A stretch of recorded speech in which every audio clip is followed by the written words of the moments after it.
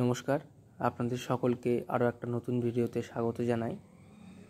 আমার ছাদ বাগানে যে গাছগুলো আছে অনেকেই ওভারভিউ দেখতে চান, তো আমি কিছুটা করে ভিডিওর মাধ্যমে দেখানোর আপনাদের চেষ্টা করছি। এখানে যে গাছগুলো দেখতে পাচ্ছেন এটা আমাদের স্থানীয় জুঁই ফুলের গাছ, আর এই জুঁই ফুলের পরেই রয়েছে বেল ফুল এর গাছ। এই বেল ফুলের অনেকগুলো ভ্যারাইটি এর মধ্যে আছে, কোনোটা ডবল ভ্যারাইটির, কোনোটা সিঙ্গেল।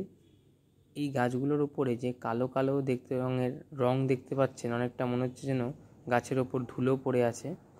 এটা কিন্তু আসলে এক ধরনের গাছের ফাঙ্গাস ঘটিত রোগ।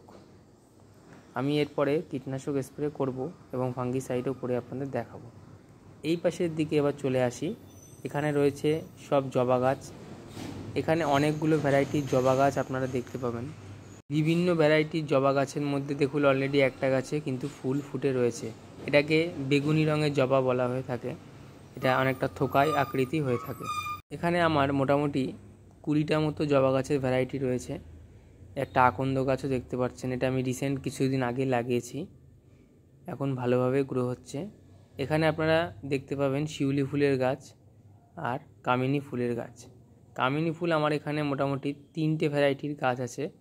একটা একটু সাইজে ছোট হয়, একটা মিডিয়াম এবং একটা বড় সাইজ, কিন্তু 12 মাস গাছে ফুল দেখতে পাওয়া যায়। আর এখানে দেখতে পাচ্ছেন শিউলি ফুল। এই শিউলি ফুলের গাছও আপনারা এই সময় আমার এখনও অলরেডি কড়ি আসতে শুরু করে দিয়েছে। তো এই ভিডিওতে এইটুকুই, পরবর্তী ভিডিওতে আরও বাকিটা দেখাবো।